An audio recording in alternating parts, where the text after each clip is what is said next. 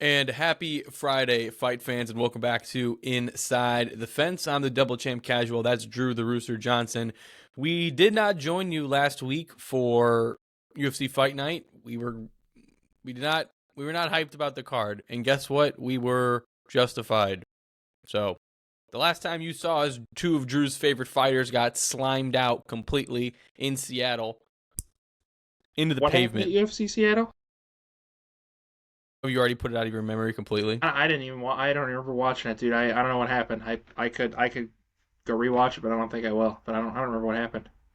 Drew's not doing well, but we digress and we move on to UFC 327. What was supposed to be two title fights has been moved down to one.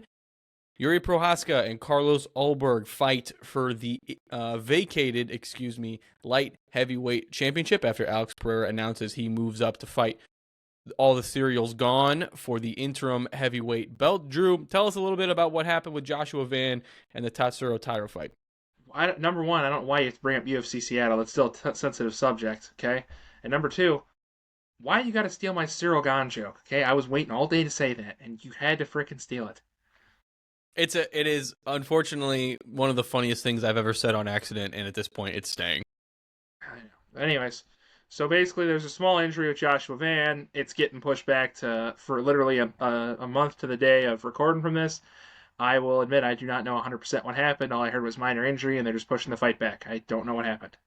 Yeah, no one knows what happens really. I keep seeing hand, I see foot strains. No one really knows what's going on. So I mean, whatever but it let's is, get it had to into be it. minor because they're only pushing it back a month. They didn't just scrap it, so Yeah, we'll see. it's unfortunate. Hey, I was laughing. yeah, Go ahead. shout out to people in Newark that are getting two title fights because Newark events have kind of been subpar the last few times. So to see them getting Mm-hmm. two title fights and a Hamzat fight, that's pretty big for a small town Newark venue. Shout out to Newark for also getting Sean Strickland in a press conference. Your entire city is about to explode. Be prepared for that. I'm just waiting for Sean Strickland to go, here's the thing, guys, and then say the most out-of-pocket thing. Here's the thing, guys, and then that's it. That's the video ends there on YouTube. If you don't watch it live, you're not going to be able to find a highlight of it anywhere. Me and the boys after Let's Sean move on Strickland to says, here's the thing, yeah, guys. shout out to just Sean Strickland. All right, but let's move on to UFC 327, taking place in Miami, Florida. Now, we don't do this often. Everyone knows here, as of late, we really just talk about the main card, the top 5 fights. But let's be honest, Drew, we just mentioned this. The prelim fights, not the early prelims, just the prelim fights. There are some very high-quality fighters on this prelim, and if there is a card that I recommend, hey, you watch more than just the main card, you watch the prelims, this would be what I would recommend. Yeah, we got 4 great fights on this prelim card, and you could put these 4 fights on a fight night main card, and nobody would complain. Yeah, I mean, I don't think we got can get Tatiana into them, Suarez. We don't have to. We're not going to. But you got Tatiana Suarez. You got Gamrot. You got Kevin Holland versus Randy Brown. Patricio Pitbull, Aaron Pico. I mean, there's some really good. There's some. First of all, I'm sorry, but we have a number 2 versus number 6 women's strawweight fight, and we're not putting that on the main card. I mean, it's yet.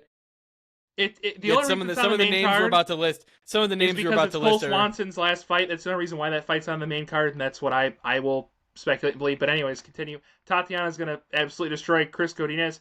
Chris, if you're watching this, you know who you are. Your girl's gonna get slimed out. Anyways, continue. I mean, it's curious to me. I mean, we talk about this all the time. What do we have to do to grow, women's MMA?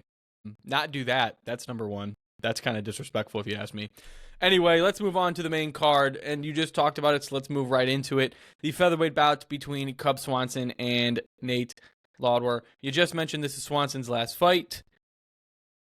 And Drew, by the way, before I preface this, Drew, you will be announcing in this episode, you will be announcing both of our picks because in our pre-production of this show, we decided that we are going with all the same people. So, Drew, who are we taking for this fight? We're going Cub Swanson. We're gonna get a final fight send off. No offense to Nate Landwehr. I think he's a very good fighter, but Cub Swanson at even money. I think we're gonna lock that in. I think me and you might be ripping some serious coin on this fight. I see Cub Swanson at even money as almost free money. I don't see a way in which Cub Swanson loses this fight, especially it being the last time he's going to make the walk.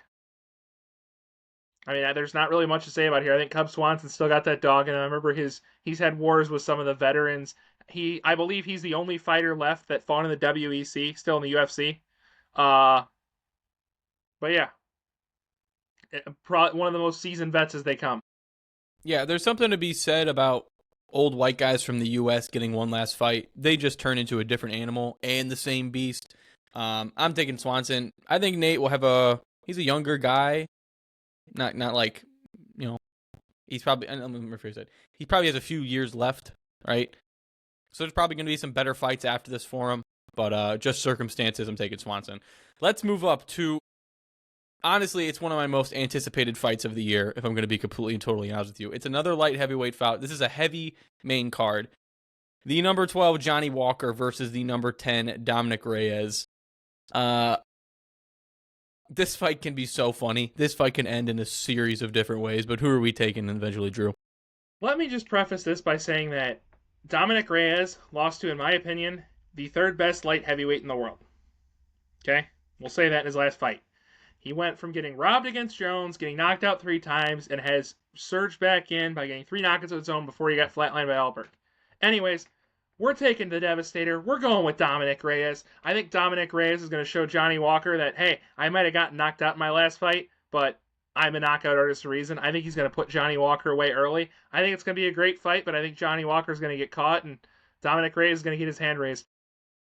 Yeah, you're talking about a guy in Dominic Reyes who puts people to sleep and has historically done so, versus a guy in Johnny Walker who gets put to sleep in probably the worst ways. I mean, first of all, if you have a compilation on YouTube or Instagram Reels of your head falling into the fence, that's not good. And let me tell you something, Johnny Walker has a lot of those videos. So I just want to say one thing about Johnny Walker.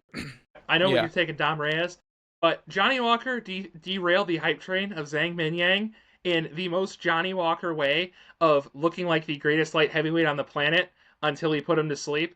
That's something that I didn't expect, you didn't expect, nobody expected. But anyways, continue. I'm not saying Johnny Walker's bad. I just think Ray is going to get the best of him. No, I think this is going to be a really good fight. If you listen, if you're someone who hates, oh man, I don't want to watch a grappling match. I don't want to watch wrestling. I don't want fights up against the cage. You're not going to get that with this fight. You're going to see 2 6-footers spin around the cage throwing leg kicks at each other's heads. First of all, I'd be bold enough to say if there was a bet online that I can make to take this, I would. I don't think either of these guys throw a shot at the body the entire time. These guys are just going for the head every single shot. That's the type of fight we're going to get here. I think you're probably close to right on that one, so yeah. It's also just crazy, I think you just mentioned it, how much different the UFC would be, but also specifically how much different Dominic Reyes' career would have been if that fight goes the other direction. You know the fight I'm talking about because you just mentioned it. Yeah, and I think I've watched that fight probably more than any fight I've watched, period. You cannot tell me that Jon Jones won that fight. I'm a guy who likes Jon Jones. I don't see it. I really don't. Yeah, Drew is the type of guy to wear Jon Jones branded shorts when he goes and trains boxing 2 times a week. And it's you're saying 5, but continue. Excuse me, but you wear the shorts 2 times a week. Yeah, I wear them twice. Yeah. You're wearing dirty draws to the gym? I have a washing machine, John. It's all right. You didn't say no, folks. Let's move up again to a heavyweight bout between the number 5 ranked Curtis Razor Blades, and the unranked, unfunny, unwanted, unliked, unapologetically terrible press conference speaker. Unapologetically terrible Josh Hokett. I'll jump in here. I'll take this one, Drew. We're taking Curtis Blades simply because, number 1, we think he's a better fighter, but number 2, we want to see Josh Hokett's head hit the canvas and explode. So that's I mean that's pretty much your short term of. Don't this get is me one wrong, of those situations where we are. Yeah. This is one of those situations where we are not putting any analysis into this fight. We just hate this fighter and we want him to die. Okay, I don't hate Josh Hokett. I think that his press conference moment after his first UFC fight was pretty funny. But after seeing the way he's been acting during media day and this new character he's been coming up with and how he hates Yuri He's Prohaska trying for to no be reason, Randy Savage. He's trying to be Macho Man Randy Savage, and he's like pressing Yuri Prohaska and like talking shit to Carlos Ulberg. It's like, first of all, dude, you should be thanking God every day that those two guys are in the weight class below you. Because if they were above you, number one, they would kill you. But also, if they were above you, you would literally never get a chance at a title ever. and also let's say this: how do you hate Yuri Prohaska? Okay, how do you have beef with Yuri? If people don't like Yuri Prohaska, the only simple thing is that You can you're kick an rocks. asshole. Kick rocks, pound sand, however your city, state, county says it. Do whatever that thing is, okay? Because we do not tolerate Yuri Prohaska hate around here. Yeah. Anyway, let's move on. This one, this one can be really good. The light heavyweight bout between the number 14, kind of sliding towards the end of his career, Paulo Costa. What do you mean versus kind the of number sliding? 6. He's already there. I mean, trying to be as, I like Paulo Costa, so I'm trying to be I do as, too, as but we rewarding as gotta possible. kind of versus the soaring and dominating number 6 ranked Azamat Murzakanov. Thank you very much. I was gonna let that cut. I always mess it up, and I'm trying to do better with names. Drew, take it away. I mean, I think that we've seen Azamat Murzakanov enter the prime of his UFC career, where he looks like you could put prime John Jones in front of him, and I still think he would floor him at this point. Sorry for the Azamat Murzakanov glazing, but I think that Paulo Costa coming out to light heavyweight is the exact opposite of what he needs to do. You're getting beat up by guys that are 185 pounds, and you don't cut that much weight, and you're going to say, oh, I'm going to go to 205? Come on, dude. I don't think this is the right move for Paulo Costa. I think that at 185, this fight might go the other way, but I think Azamat's going to have his way with Paulo Costa and do whatever he wants, and it's going to be ugly for Paulo Costa. I don't hate Paulo Costa. I think that at this point in his career, he's going to get beat by a lot of the higher ranked light heavyweights. Yeah, right now, Azamat, 12 wins by knockout, 10 first round finishes, which, by the way, I wanted to bring this point up before we got into the main event. Right now, if you were to ask me, John, what's the most I have friends who aren't in the UFC or aren't into MMA, and they ask me, like, oh, John, what's like the most entertaining division? Like, what weight class is the best? My first answer is always going to be lightweight.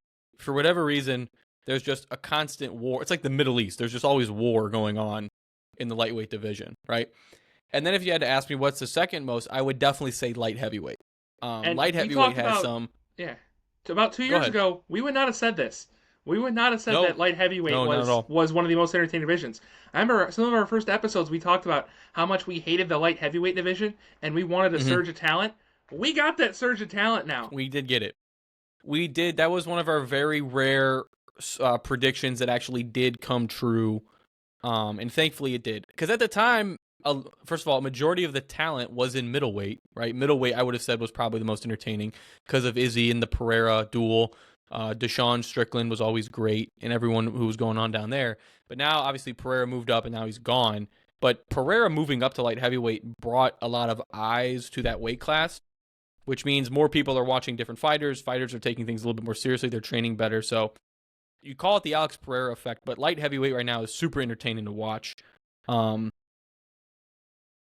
Azamat kind of proves that. It's kind of proving my point where it's like he was unknown 3-4 years ago, and then finally starts getting the attention because he bangs people on the floor. He does not look extremely athletic. He doesn't look like absolutely shredded like your Paulo Costa or your Jiri or your Potan. But that dude has got some hands and some skills, and he is one of the he is, in my opinion, now that Alex Pereira has left this division, probably the second most entertaining fighter in this division to watch. And I will say that till I'm blue in the face. Yeah, you're potentially. Let me check the rankings here. You're potentially looking at, if Azamat wins this fight, which we are predicting that. You're kind of talking about him getting a title shot. I mean, maybe not right away. You still got. I think he's going to fight the loser of our main event. We'll talk about it. Yeah, but we'll talk about it later because we still got Magomed and we got Khalil, which Jan Blachowicz. So we got a lot of guys who are in the way right now. We'll talk about that later. But anything else before we move on to the main event? Like I said, I think that he fights the loser of the main event. I really think that that is a fight, and Magomed's probably going to fight Khalil. And I don't know if that fight's scheduled, but I have a feeling that that fight is probably in the works. So we'll see. Yeah. Speaking of main event and the who's going to fight the main event, let's get to the main event itself. It is the number 3 ranked Carlos Ulberg, hailing from New Zealand, and the Chechenian number 2 ranked former light heavyweight champion and the current number 2 contender, Jiri. Drew, what's your nickname for him? Jiri fucking Prochazka. Jiri fucking Prochazka. We've been going about this for a couple months now. Jiri needs a nickname. You want to do like some samurai aspect, but nah, man. Jiri fucking Prochazka. Drew, get into it and tell the people what we're thinking. As I sit here wearing my Jiri Prochazka Full Violence shirt, shout out to those guys. Go order some tees from them. They're not sponsored. Please sponsor us. We're not sponsored by Full Violence, but we are big fans. Yeah, and we got our Jiri Prochazka Stadium Club Chrome autograph. Follow the Drew J14 account. I feel like you're like 1 cent away from being like also joined by Jiri Prochazka, and he's just gonna come out from the side of the room, lit by a candle. I wish, but we're speaking of having fighters on our show, that is in the works. So stay tuned. But anyways, I think that Carlos Ulberg is a one-trick pony. I think that if he does not knock you out in the first round, he's going to have a problem. I don't think his cardio is great, especially in a 5-round fight. When we saw how the Jan Blachowicz fight went, when that fight was only 3 rounds, I scored it a 28-28 draw, but I'm not a judge for that reason. I think that Jiri Prochazka is going to show that he is now the greatest light heavyweight in the world. You talk about a guy who had his title fight in the UFC in his 3rd UFC fight, which is still mind-boggling to me. That his 3rd fight was against Glover and he won the belt. Anyway, I mean it's one of the greatest runs we may have ever seen. The only guy like that is Alex Pereira at middleweight. Correct, and those two are deep rooted in history. And the only person that Jiri has lost to in the UFC is Alex Pereira. And I think that Jiri is going to show that he's still got it. I think he's going to put Carlos Ulberg away after the first round when Ulberg's gassed. I think Jiri is going to piece him up and knock him out. And I don't hate Carlos Ulberg. I think he's, like I said, I think he's the 3rd greatest light heavyweight in the world right now. For a reason, he's great, but I feel like if he's not going to knock you out in the first round, he's going to have problems. And nobody's been able to knock out Jiri in the first round other than a guy named Stone of Hands. Or Hands of Stone, sorry. But yeah, I think that Jiri Prochazka is going to show that he's great and he's going to dominate and he's going to get that belt back, which I'll let you talk about Jiri and the history of the belt. Yeah, I said this to Drew, a couple weeks ago now. Very much into the buildup of this fight. It wasn't just, as we were, this past week when we were talking about what we wanted to do this episode and how we were doing it. In my opinion, this is Jiri's belt. Just through and through. One of the very rare occasions, and we've seen so many guys like this in the history of the UFC, first of all, in the history of this weight class, that they have the belt, they get injured, they don't fight, and they just hold on to it for a super long time, right? And then there's an interim, and then you got to worry about unification fights and things like that. Jiri Prochazka won this belt in his 3rd UFC fight ever against Glover Teixeira. A last-second submission, which no one saw coming. Coming from behind. I don't remember the fight. I know I just watched the fight the other day. I don't clearly remember if Glover Teixeira was winning the fight or not. He was. He was? So he pulls it out, right? And then messes up his shoulder in a way that no human being has ever messed up their shoulder in the history of mankind. Takes, 2 years off or whatever it is, whatever the number was. Yeah. And comes back and immediately starts dominating once again, and then he has to get put up against Alex Pereira, who moves up, and it's like, we're very big Alex Pereira fans on this show, and so is everybody, right? I think he's probably the most popular UFC fighter in the world right now, if you just had to pick numbers. And it's like, man, that's really tough. So in my opinion, it's like, this is Jiri's belt, and he wants it back. I think he's been trying to get it back as much as possible. Right now, all of the discourse online about Jiri and how this fight's going to go is everyone is leaning towards Carlos. I don't know why. Everyone is like, expect no one wants to. everyone's talking about how much the crowd's going to make an impact. People are going to start booing. First of all, you don't. If you think the crowd makes an impact, you don't know fighting. Once fighters step, Impact a little bit. no, not at this level, man. Guys who are professional like this, you hear it all the time. Once that pin drops to lock the cage in, they tune that out, right? It's just you. It's just you and the guy you're fighting against, and so everyone's always making these. Everyone's talking about, and this is another one I hate. Everyone's looking at the Khalil Roundtree fight. Oh, Jiri was getting pieced up by Khalil for 2.5 rounds, and then he came through and he knocked out Khalil. Which I'm like, first of all, to use that against a guy is crazy. I've never heard of someone knocking out his opponent, and that's somehow a bad thing for his reputation. But the reason for that is because that was a 3-round fight, and Khalil historically has a really bad problem with gassing out. Historically, you see it in his 5-round fights, you see it in his 3-round fights. Khalil's just built for 3 rounds. Jiri Prochazka is built for 5-round fights. Yeah. Yeah, I mean, cool. He got pieced up. He got pieced up in the second. He started winning. 2.5 rounds in. Yeah, cool. That's called halfway through a title fight, which is what this is. I think experience is just going to play a huge part of it. I think we're going to get a big legacy fight from Jiri Prochazka, excuse me. And then I think we're going to see him defend it a couple times. This man is a fighter. He is a fighter. He has nothing else in his life, right? He's about to become a father in a couple of days, which we wish him and his girlfriend the best of luck. We hope that goes well and everything's healthy with that. But this man's a fighter, right? That's all he is. Carlos Ulberg, I can't say that about him. I really can't.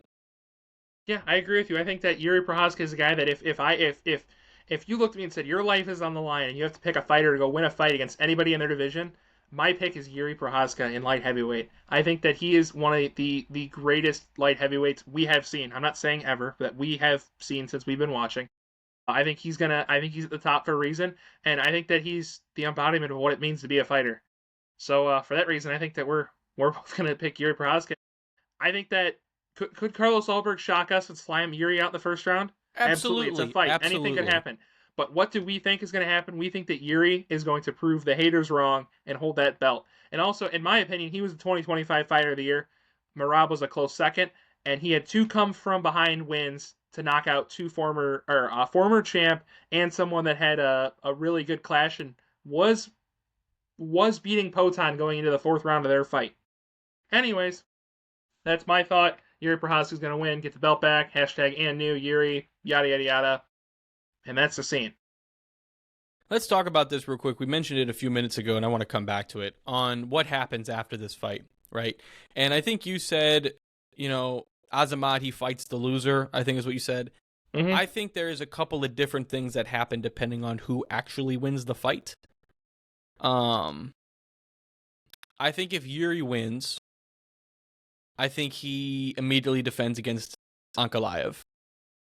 And then unless Ankalaev Khalil gets booked, which I've seen rumors online that they're both supposed to be fighting in Abu Dhabi, but all it is right now is rumors. Which does that rumor have some sort of credibility? Absolutely, because that would be a great fight. Sure.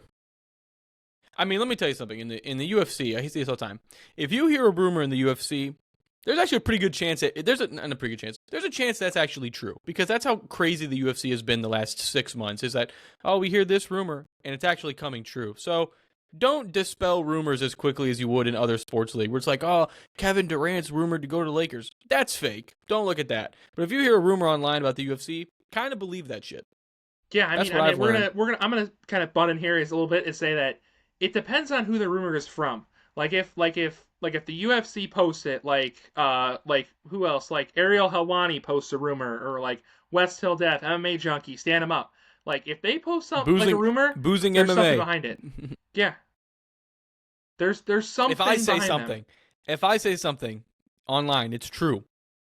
I don't know about that, John. That being said, Drew Johnson will be the co-main event at UFC 328. He will be taking on. I don't know what your weight class is, so I couldn't say. I'm taking on Josh Hokett after he gets slimed out by Curtis Blades. Yeah, man, I hope so. I'm just kidding. So. But that does it for our coverage of UFC 327. The fight is this Saturday. Preliminaries start at 4 o'clock as always, so make sure you tune in. And normally this is the point in the video where we would say goodbye and we would say see you next time, and we would move on to whatever the next big UFC event even is. though we're going to see where you're watching, but we know we're really watching. Yeah, we would, Paramount Plus, everyone's watching on Stream East or VIP Box. We all know what's going on here. That's what we normally do. You can't say that. We're going to get demonetized. You can't use the Stream East word. We're not monetized, period, so. Oh yeah, I guess it's part of being not monetized. But unfortunately, you can't get demonetized. after everything we just said, and how excited we are for these fights, and there's some good fights on the prelims, me and Drew are not going to be watching this UFC card. We're going to tune in. We'll try to pull it up on the phone, but this is going to be the first UFC card in maybe 3 or 4 years where we've not actively sat down and tried to watch it. Because me and Drew, we've said this in previous episodes, me and Drew are going to be at the PFL this weekend in Chicago, Illinois at the Wintrust Arena. Now, there's 2 reasons for this. Number 1, I've never been to a fighting event. Drew has. Drew's been to several. And Drew's always told me you need to go. You need to go to fighting events. You need to go see this in person. And I've never been, so I want to go for the first time. It's close to home, and it's a lot cheaper than the UFC. But the main reason we are going is we are going to support one of our coaches at our gym and someone who we consider a very good friend. We are going to support our friend Volante 300 Astas as he is making his PFL debut in a welterweight bout against Nate Jennerman. Drew, get out the Greek flag. Dude, I already got it wrapped around. The shoulders here. Got the American. There's not much else we could say. Volante, we're super excited for you. We know you're going to do great, and we are super confident in your ability to end this fight here. And we can't wait, man. Absolutely, and hence the Greek flag for me and the American flag for John, because we know we're going to tie these with. together. Yeah. We're going to be sitting up in the 100 level. We're tying these 2 flags together, cheering you on. We're going to be there super early. And so in a rare event here, this is the point of this video, rare event to all of our fans out there and everyone watching at home. If you have time around, what's it going to be, like 6 o'clock? 5 o'clock Central. He's the first fight of the PFL. If you got time around 5 o'clock Central, we'll call it 5:15. Maybe they got to do some broadcast stuff because I know how that works. If you got time on Saturday, 5:15, tune into the PFL and watch our buddy V take on Nate Jennerman in his PFL debut. And that's that. Drew, anything else before we go? Yeah, go make us proud, V. We know you're going to do great. So yeah, we couldn't be more happy for you. But other than that, tune into the PFL 5 o'clock Central Time, and pay for it. Right? Pay for your tickets. Support the fighters. Okay. Steal from the UFC. Support the PFL. That's my opinion. Support smaller fighting promotions and organizations. But other than that, if you're watching UFC 327, enjoy it wherever you're watching, even though we know what you're watching. But buy the PFL. Go watch PFL. If you see us at the Wintrust Arena, feel free to come hang out, say hi, buy us a drink, tell us we suck, whatever you want to do. Really heavy emphasis on buy us a drink. Heavy emphasis on that. Except not me. I'm driving. Buy John drinks. Heavy emphasis, double emphasis on that. All right, we'll see you guys next week, and we'll be back for this video. Shout out V. We love you, man.